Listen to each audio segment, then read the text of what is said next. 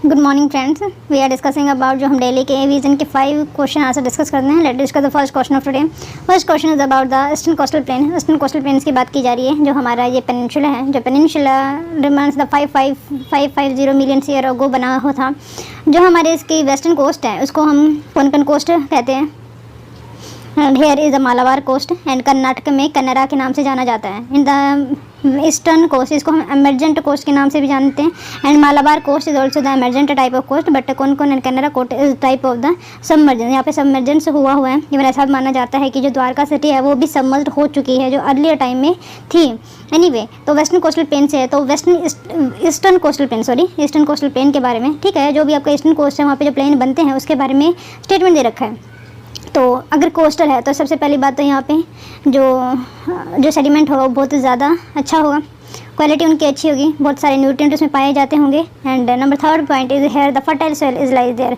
And main जो river है हमारी, जो हमारे वेस्टर्न घाट से ओरिजिनेट होती हैं and then they go to the eastern part, they carry the some sediment and escape there. मतलब वहाँ पर वो छोड़ जाती है और वहाँ पे डेल्टा बनाती है। That is the most fertile region of the not only from in India but also from the world. Okay, क्या है जो ईस्टर्न कोस्टल प्लेन है वो एमरजेंट कोस्ट लाइन का एग्जाम्पल है। Number second, they border, okay, ये border है western coastal plain से, ये आप बता सकते हैं। They have extensive continental shelf which make them ideal for the port development. क्या यहाँ पे जो एक्सटेंसिव कॉन्टिनेंटल शेल्फ पाई जाती है जिसकी वजह से पोर्ट डेवलपमेंट जो है बहुत ज़्यादा ईजियर हो जाता है। तो आपको बताना कौन सा यहाँ पे सही है। Next question is about the economically one of the result जो ब्रिटिश रूल, ये ऑलरेडी क्वेश्चन पूछा जा चुका है, हमारे हिस्ट्री से रिलेट करता है। तो इकोनॉमिकली बात की जा रही है। 19th सेंचुरी में ब्रिटिश रूल का हमारे इंडिया के ऊपर इकोनॉमिकली क्या इफेक्ट हुआ था, तो आपको ये बताना। नंबर फर्स्ट है हमारे एक्सपोर्ट इंक्रीज हुए थे हैंडीक्राफ्ट में, आपको लगता है। नंबर सेकंड, ग्रोथ हुआ था हमारे खुद की इंडियन ओन फैक्ट्री की। Number third, commercialisation of Indian agriculture, क्या ये हुआ था। नंबर फोर्थ, रैपिड इंक्रीमेंट हुआ था हमारे अर्बन पॉपुलेशन में because of the development the initiative at the British government is taken. Next question is about the photo periodism. Photo periodism का photo से आप क्या समझते हैं, लाइट से रिलेटेड होगा। उस पीरियड तक जो लाइट पड़ती है एंड उसमें उसकी ग्रोथ हो तो उसी से रिलेट करता है फोटो पीरियडिज्म। इसका आप इंग्लिश से भी अनुवाद करके इस क्वेश्चन का आंसर निकाल सकते हैं, ज़्यादा टफ नहीं। नंबर फर्स्ट, ये साइकोलॉजिकल रिस्पॉन्स होता है कि एक ऑर्गेनिज्म बढ़ता है, उसकी लेंथ बढ़ती है, उसकी ग्रोथ होती है डे और नाइट के हिसाब से। ये जो रिएक्शन होते हैं सर्टन प्लांट, अगर मान लीजिए अगर हम किसी एक प्लांट को, जैसे पिक्चर प्लांट हो गया, उसको हम टच करते हैं तो कुछ certain plant to touch by animal reaction करते हैं, तो क्या ऐसा होता है। नंबर थर्ड, जो ग्रोथ है प्लांट का इधर अपवर्ड होता है या डाउनवर्ड होता है as per the gravity. Number fourth, production होता है और एमिशन होता है लाइट का बाय अ लिविंग ऑर्गेनिज्म, इसको हम बायोल्यूमिनेंस बोलते हैं, ना कि फोटो पीरियडिज्म। तो आपको बताना है कौन सा यहाँ पे सही है, सिंपल अनुवाद करना है आपको। Next question is about jizya. जजिया कर लगाया जाता था, आपको पता है, हिंदूज़ के नॉन मुस्लिम के ऊपर लगाया, जरूरी नहीं है हिंदू ही हो। तो आपको बताना है कि जजिया के द्वारा कुछ ऐसी चीज़ें, मैं सिंपल में बता दे रही हूँ किसके द्वारा ये लगाया गया था, किसके द्वारा हटाया गया। देखो, जो लगाने वाले पर्सन है, एक तो औरंगजेब है और एक फर्रुखसियार है। फर्रुखसियार ने इसको दोबारा री इंट्रोड्यूस किया था। एंड नंबर सेकेंड थिंग है, इसको हटाने वाले कौन थे, एक तो जो हमारे पहले पर्सन थे आफ्टर मुगल के, जो आफ्टर औरंगजेब, तो बहादुर शाह जफर सेकंड, नहीं फर्स्ट आएगा, Bahadur Shah Zafar first. And number second would be the Akbar and Bahadur Shah Zafar first ने इसको हटाने की कोशिश की थी। और ये होता क्या है, देखो, नॉन मुस्लिम प्रोटेक्शन के लिए लगाया जाए। देखो, अगर आपको नॉन मुस्लिम नहीं बनना है then you have to give this tax, and ये अप्रोक्स 5% होता था। एंड एक ऐसा ही टैक्स जो है मुस्लिम के ऊपर लगाया था, वो 2.5% उसका रेट होता था। उसको I think I forgot the name, but ऐसे जो हमारे फिरोज शाह तुगलक थे उन्होंने 4 टाइप के टैक्स में डिवाइड किए थे। तो एक जजिया था, एक जो मुस्लिम पे लगने वाला था, एक प्लाट जो हमारी लैंड होता है उस पे लगता था, and one more thing I think manufacturing वगैरह पे लगता होगा, बट उन्होंने ही इसको डिवाइड किया था। तो आपको बताना है कि ये पिलग्रिमेज टैक्स था जो लेवी किया जाता है नॉन मुस्लिम के ऊपर अंडर सल्तनत rule, is it. Number second, ये कलेक्ट किया जाता था through special officer called the breads. अगर मैं आपको ब्रेड्स के बारे में थोड़ा सा बताऊं तो ये एक टाइप से स्पाई सिस्टम होता था। स्पाई सिस्टम का मतलब ये है कि कितना आपकी एक विद्रोह होने वाला है, राजा तक कितनी जल्दी उसका इन्फॉर्मेशन बहुत ज़्यादा जल्दी पहुंच जाए। तो ये बालबन के द्वारा बहुत ज़्यादा डेवलप किया गया था। इज नॉट मीन कि बालबन के द्वारा डेवलप किया गया था, बट यस उनके टाइम पीरियड में बहुत ज़्यादा डेवलप था। इवन जो हमारा अलाउद्दीन खिलजी है, उससे पहले जो स्लेव डायनेस्टी थी उनके भी बहुत सारे स्लेव और स्पाई होते थे, बट बालबन के द्वारा ये बहुत ज़्यादा डेवलप हुआ था। Next question is about the national income accounting. जो हम नेशनल अकाउंटिंग सिस्टम है, हम किस तरीके से अपने जीडीपी को, नेशनल इनकम नापते हैं, तो हमें आपको बताना है कि इसमें से ऐसा कौन सा मेथड जो यूज़ नहीं किया जाता है कि हम नेशनल इनकम नाप पाएँ। तो एक कंजप्शन मेथड कि हमारी कंट्री कितना कंजप्ट करती है।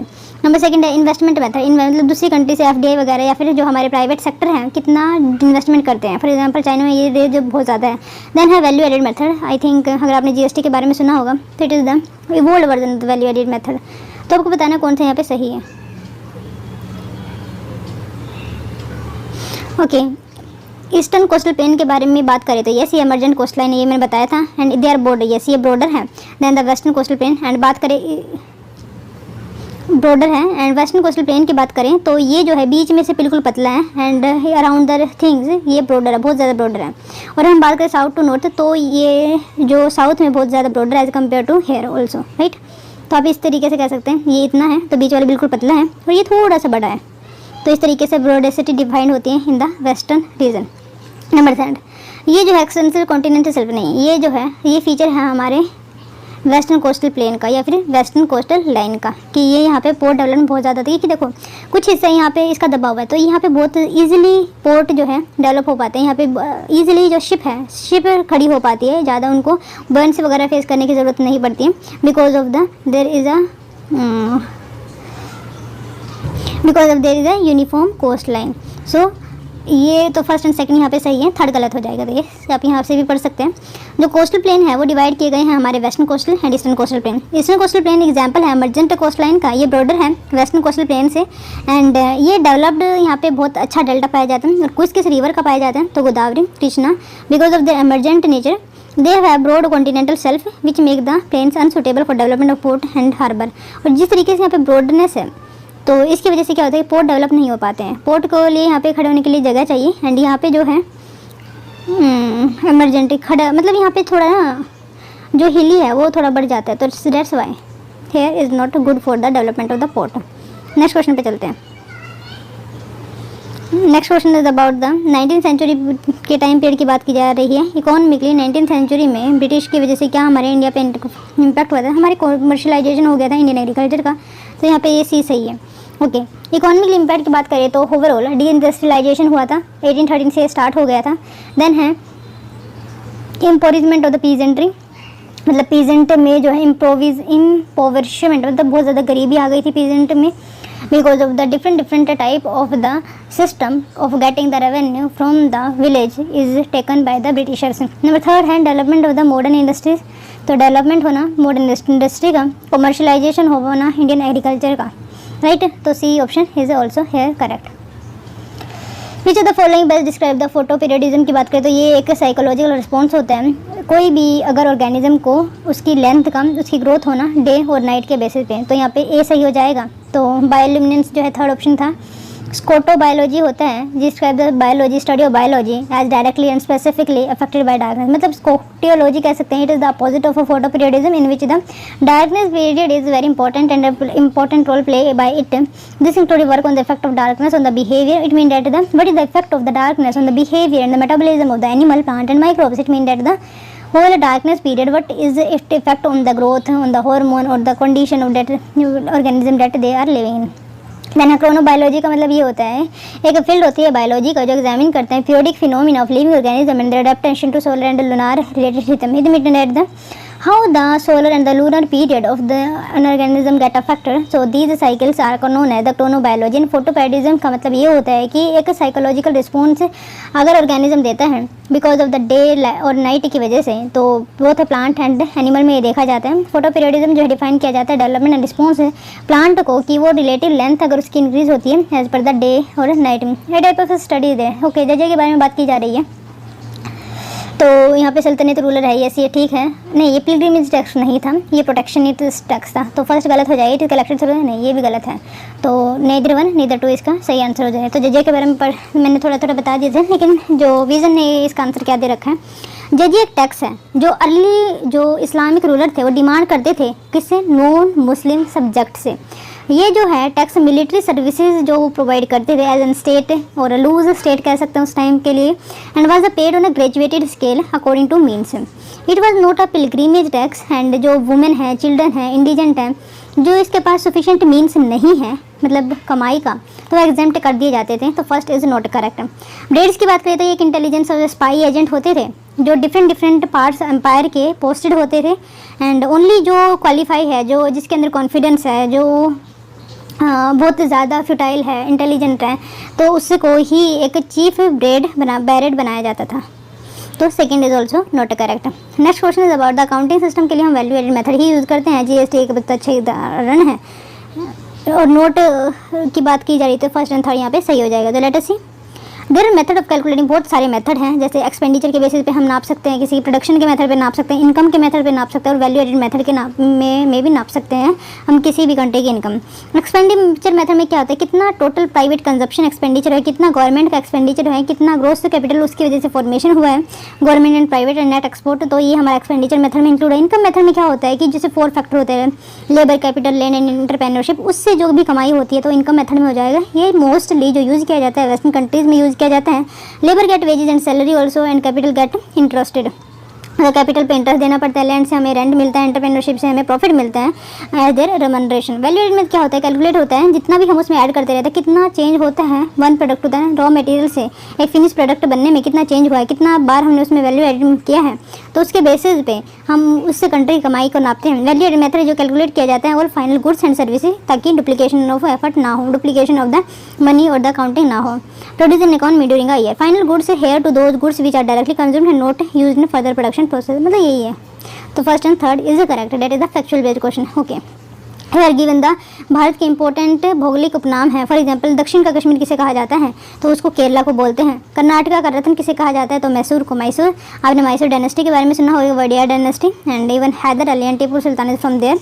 नेक्स्ट है gateway of India, gateway of India को मुंबई को कहा जाता है। नंबर 4 इज द अरब सागर की रानी किसको कहा जाता है, अरब मतलब अरेबिया, हेयर लाइज द अरब सागर की रानी कोचिन को कहा जाता है, that lies in the Kerala itself. पहाड़ों की रानी की बात करें तो मसूरी को कहा जाता है, ये उत्तराखंड में लाई करते हैं। पवित्र नदी की बात करें तो गंगा है। गुलाबी शहर Jaipur, you all know that it very well. Next जो मैं हमेशा आपको पढ़ाते हैं, that is related to the winds, local winds के बारे में। Kara Buran and Buran lies in the Asia region. And बात करते हैं साउथ की, तो brickfielder and southerly lies there in the Australia और Oceania region. Pampero and Zonda is in the South America.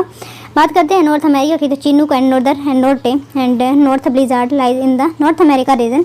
बात करते हैं यूरोप की, तो Helm, Mistral, Bora, Foehn, Levanter and Etesian lies in the European region. And बात करते हैं हम अफ्रीका रीजन की, जो एक सैंडी डेजर्ट एंड डेजर्ट बहुत ज़्यादा फाउंड होते हैं, इनको सैंडी लू भी कहा जाता है या फिर विंड भी कहा जाता है।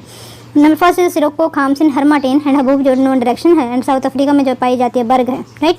तो थोड़ी देर में याद हो जाएगा, तो मेरे साथ हमेशा से रिवाइज करते रहिए, इसको इंपॉर्टेंट है, कभी भी क्वेश्चन पूछा जा सकता है। ओके, जो हमारे कोल्ड करंट है, कोल्ड ओशन करंट है, उसके बारे में जानते हैं कौन कौन सी है, जैसे कैलिफोर्निया है, कैनेडी करंट है, Labrador, Greenland and Peru current, Benguela current and here lie the West Australian current and wind drift lie there and Oyashio current. तो 1 2 3 4 5 6 7 8 9 करंट आपको याद रखनी है, बाकी सारी की सारी कोल्ड ओशन करंट है। नेक्स्ट जो न्यूज़ नहीं ये डेजर्ट है, इंपॉर्टेंट डेजर्ट है। पहले हम ठंडे डेजर्ट के बारे में जानते हैं, जैसे गोबी हो गया, टक्का कलम हो गया, काराकुम हो गया, किर्गिज कुम हो गया। कुम का मतलब डेजर्ट ही होता है। ऑस्ट्रेलिया की बात करें तो Sturt, Stony and Simpson desert lies in the Australia region और the New Zealandia region. Tanami, Great Sandy, Gibson and Great Victoria lies in the Australia region. बात करते हैं अफ्रीका रीजन की, तो Sahara Arabian and Thar region lies in the Africa region and Namib Kalahari also in the southern part of the Africa, right. Europe में as such कोई desert इतना खास नहीं है, इंपॉर्टेंट नहीं है इवन हमारे एग्जाम पॉइंट ऑफ व्यू से। बात करते हैं ग्रेट ब्रेशियन की and Colorado plateau that lies in the North America region and it is the cold desert also. Then Sonoran, Mojave, Chihuahuan जो भी आप बोलना चाहें, Atacama, Patagonia desert lies in the South America region. थोड़े दिन में आपको ये याद हो जाएगा, तो मैं आपको ये स्लाइड नहीं दिखाएंगे। ओके, बात करते हैं बॉस्फोरस स्टेट की किस तरीके से लाई करते हैं, तो ब्लैक सी है, ब्लैक सी को जोड़ने वाला है स्टेट ऑफ बॉस्फोरस एंड ये सी ऑफ मरमरा को जोड़ता है, ब्लैक सी को, Sea of Marmara to the Bosphorus and Aegean Sea को एंड सी ऑफ मरमरा को जोड़ने वाला है स्टेट ऑफ डेंडिडल्स। देन बात करते हैं जो इंपॉर्टेंट सीरीज़ हैं वो किस किस रिवर के ऊपर लाई करती हैं। पेरिस है, सीनी, पेरिस ऐसे है लास्ट में, तो सीने से याद रखना। फ्रैंकफर्ट की बात करें तो राइने है। वेनिस की बात करें, वेनिस के पेरिस की, हाँ आई थिंक वेनिस सिटी है, वेनिस पो पे लाई करता है। वीने में बुदापेस्ट ऑस्ट्रेलिया की बात करें धुनाबे पे है, और ये जो है ड्रेन करती है कैस्पियन सी में आई थिंक सो, तो मैं कल बता दिया जाएगा इसको। देन है कीव, कीव है डेनिस्टर, डेनिस्टर के ऊपर लाई करते हैं। कीव किसकी राजधानी, चलिए आपको बताना है। बर्लिन की बात करें तो एल्बे पे लाई करता है। रिवर जो रोने, डेनाबे, पो, लोकेशन नियर एल्प्स बात कर रहे हैं, तो यहाँ पे माउंटेन, पायरेन एंड एपनीज पाए जाते हैं। आइलैंड की बात करें तो मेडिटेरियन है।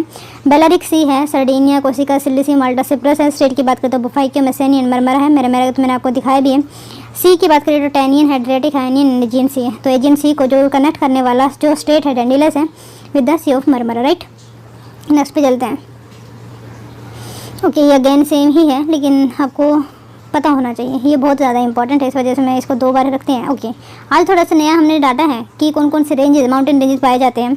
तो ब्रूक्स रेंज यहाँ पे है नॉर्थ अमेरिका में, in the Hawaii region, and the Rockies desert lies in the North America, whole of the North America lies in the Mexico, US and Canada also. बात करते हैं प्लेचेन mountain की, तो lies hair.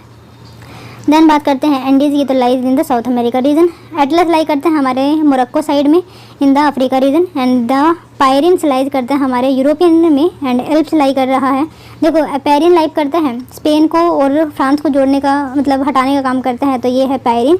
Alps लाई कर रहा है 4-5 country में, तो 4-5 कंट्री की मैं कल आपको इन्फॉर्मेशन दे दिया जाएगा, एल्प्स कौन कौन सी कंट्री में लाई करते हैं। यूराल लाई कर रहा है ऑस्ट्रेलिया में, एंड क्लाइमा लाइज कर रहा है again in the Russia region. Then Tien Shan in the Tibet में, and Kunlun lies in the its, कह सकते हैं more probably in the China region. Himalaya हमारे इंडिया में एंड तिब्बत में, and at the same point of time Nepal में। Hindu Kush lies in the Afghanistan and the Central Asia region. And बात करते हैं हम मिडल ईस्ट की, तो जागरोज लाई कर रहा है हमारे मिडल ईस्ट में। इंपॉर्टेंट है, पता होना चाहिए। ओके, जहाँ जहाँ पे रिवर्स नहीं पाई जाती है तो वो कंट्री है जहाँ पे कोई इंपॉर्टेंट वाटर बॉडी नहीं है। तो बहामास है, किरबती है, इंपॉर्टेंट तो नहीं है लेकिन वैसे एक आइडिया होना चाहिए। मोनाको है, वेटिकन सिटी है, कुवैत है, देखो सारी छोटी छोटी कंट्री है। बहरीन है, कतर है, UAE है, Oman, Yemen, Comoros, Maldives, Saudi Arabia, Malta, इनमें जो है कोई भी कंट्री नहीं पाई जाती है। देन बात करते हैं मार्शलैंड की, Nauru, Kiribati and Tuvalu lies in the Maldives में भी कोई रिवर नहीं पाई जाती है। ओके, अगेन इम्पॉर्टेंट जो रेंजेस है वो बताई गई हैं यहाँ पे। मैकडोनल्ड रेंज पाई जाती है in the Australia region, Great Dividing Range also in the Australia, ये अच्छा है। घाट्स यहाँ पे पाए जा रहे हैं, Hindu Kush in the Zagros, Caucasus mountain in the Middle East में कहीं जाएंगे। एल्प्स, पायरेन, एपनीज लाई कर रहा है हमारे पेरिस में। स्कैंडिनेवियन यहाँ पे जो डेजर्ट नहीं माउंटेन है, मतलब माउंटेन है, रेंज है। Ural mountain, Tien Shan in the China region. Altai mountain is in the Mongolia region, ये ज़्यादा अच्छा है। एटलस मैं इसी को ही दिखाऊंगी, इसको जो है ड्रेन कर दिया जाएगा। Andes lie here, and Sierra Madre is in the Mexico region, and Drakensberg is lies in the South Africa region. Then Rwenzori mountain lies in the Rwanda and Uganda region of the Scandinavian country. Then Sierra Nevada in the America. Rockies आप जानते हैं, Appalachian mountain, you know it very well. So ये मुझे ज़्यादा अच्छा। Okay, ये है around the world जो रिवर पाई जाती है, इंपॉर्टेंट रिवर है। तो प्लीज़ मेक श्योर कि you have to complete education there. तो बात करते हैं नॉर्थ अमेरिका की इंपॉर्टेंट रिवर की। पहले हमें रिवर पता होनी चाहिए कौन कौन सी कंटिनेंट में लाई करती हैं, तो फिर इसके बारे में फिर थोड़ा सा जान लीजिएगा। इस स्लाइड को मैं हर रोज़ दिखाने वाली हूँ, don't worry. Yukon river in the North America, Mackenzie बहुत इंपॉर्टेंट है। Great Bear Lake, Great Slave Lake, North America. Okay, Winnipeg Lake Superior, Missouri, Snake, Great Salt Lake, Colorado, Rio Grande is in the Mexico और the North USA, and the Arkansas, Mississippi, L Michigan मैंने आपको बताया, हिंड्रो, Ontario, Erie and Lawrence, Lake Superior, Winnipeg, Hudson Bay lies in the North America. बात करते हैं South America, तो Amazon है, टिटिकाका है, प्रगवे, परना, गरवे, Henderson, Salado, Francisco lies in the South America region. बात करते हैं हम अपने यूरोप की, ये हमारा तो नहीं है लेकिन कोई बात नहीं। वोल्गा, यूराल, RLC में दो जो रिवर है वहाँ से निकल कर आती हैं। इंडस है, Brahmaputra, Ganges, Arabian Sea, Bay of Bengal, Yangtze, Yellow, Amur, Lake Baikal. Then है अनरगरा, वेनसेकी, लेना, कोयलमा, ये हमने एक डेजर्ट नहीं माउंटेन रेंज भी पढ़ा था। जुनजियांग, मेकोंग गंगा, यांगसे में बता ही चुकी हूँ। बे ऑफ बंगाल है, Krishna river lies here, Ganges, Brahmaputra, Indus. Then है बलखाश, अरेराल सी यहाँ पे लाई कर रहा है। उराल माउंटेन, वोल्गा, उराल एक रिवर भी है, and Lake Ladoga lies there. Then Danube जो मेडिटेरियन में जाके गिरती है। Volga lies there in the Black Sea, Danube lies Mediterranean में। देन है अफ्रीका की Niger river, Congo river, Nile river, Lake Victoria, Lake Tanganyika, Lake Nyasa, Lake Zambezi, Orange Zambezi जो है हमारे यहाँ पे गिरती है मोजाम्बिक चैनल के आसपास। लेक चड lies in the Africa reason on the चड रीजन। देन बात करते हैं ऑस्ट्रेलिया के, द डार्लिंग है, मूरे डार्लिंग डेल्टा के नाम से भी या फिर रिवर के नाम से जाना जाता है। Lake Eyre lies in the Australia region. तो इसी के साथ हमारा ये सेशन कंप्लीट होता है। तो एक स्लाइड और रहती है, that is last slide of that thing. Okay, हमारे आसपास की कंट्री क्या क्या एक्सपोर्ट करती है? हमारे जो एक्सपोर्ट होता है प्रीशियस स्टोन में होता है टेक्सटाइल का पाकिस्तान, ओपीएम जो है अफगानिस्तान, क्लोथिंग जो है जो हमारा नेपाल है वो सेंड करते हैं। I could not find the Bhutan क्या सेंड करते हैं, तो सीमेंट है शायद। देन है clothing of the Bangladesh, wood product lies in the Myanmar region, electronic and computer in the Thailand, wood जो है लाओस से, एंड क्लोथिंग जो है वियतनाम से, क्लोथिंग एंड शूज़।